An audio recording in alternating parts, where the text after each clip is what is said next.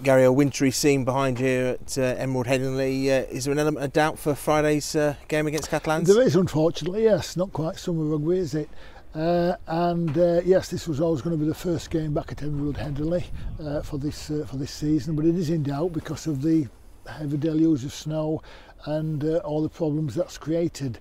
It's not so much the pitch will be okay, but the snow is obviously on all the terraces and all the car parks and all the public walkways, and under normal circumstances we would be able to clear it. But of course the forecast is suggesting more snow and more freezing temperatures, so that makes it unsafe for the spectators. So our safety officers are currently dealing with that, along with the RFL and indeed the Catalans Dragons. They're due to fly in from Perpignan tomorrow morning. Leeds Betfred Airport is already closed, so there's all sorts of logistical challenges that we're working through, and hopefully we'll have a decision to be able to announce by tomorrow morning.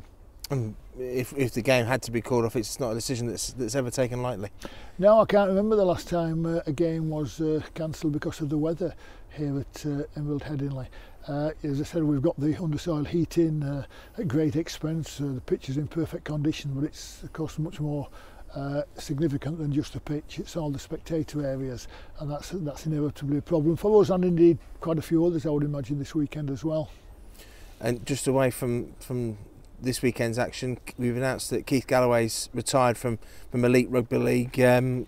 Disappointing for Keith that he couldn't see out his time at the club? Absolutely, and devastatingly disappointed. And I met up with Keith only last week in Australia, and he's really disappointed because he's really enjoyed his time at Leeds Rhinos. Of course, he's been such a tremendous record. He's played in the NRL since he was 17 years of age, played State of Origin, played for Australia, came to Leeds, and he said to me his only regret is that he's come late in his career. We should have come earlier. But he's had a great time at the club. It's just so unfortunate for any player to suffer a serious Achilles injury. Is always really disappointing. For somebody to suffer two in such a short space of time on either Achilles is just so bad luck. And of course he recovered from the first one pretty well, though no certainty that he would recover as well with the second one.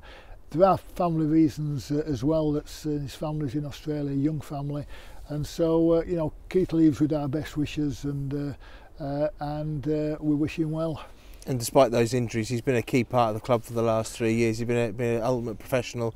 With those injuries, he hasn't let that get him down. No, you know, we were looking for someone to replace Jamie Peacock as an experienced campaigner and somebody who'd got to real respect within the changing room and the team. And Keith brought all that, and he's so popular with the players. And as I said, he was never going to score 20 tries in a season, but he's just such a tough warrior. And brought quite a bit to the team, and obviously we're not going to have that anymore. An experienced international player who was part of the squad, will we be looking to replace him in the group? Well, of course, we always knew that Keith wouldn't be fit for the big chunk of this season because he got injured last season, and that's one of the reasons which led us to recruit Nathaniel Pettigrew. Another big body. Of course, Nathaniel's gone down with a severed bicep injury, so he's going to be out for 3 months as well. But that was part of the thinking, that we needed to bolster that front row position, and of course did. It's just so unfortunate that both of them are missing now. And will we be looking to bring anyone else in? That's a possibility, because obviously with Keith's departure it does create a bit of flexibility. So it's an ongoing situation, but of course it's always a difficult one at this stage of the season to recruit new players, but we'll be continuing to monitor that, and hopefully all our other prop forwards will regain fitness and be challenging for a place, but that remains a possibility.